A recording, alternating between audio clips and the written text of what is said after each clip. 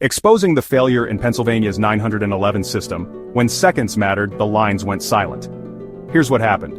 On July 11th, Pennsylvania's new 911 system glitched statewide. Calls sometimes failed, or vital info like location was missing. Officials sent emergency alerts, urging people to use non-emergency lines if 911 didn't connect. Thankfully, no cyber attack was found, and by late that night the system was fully restored.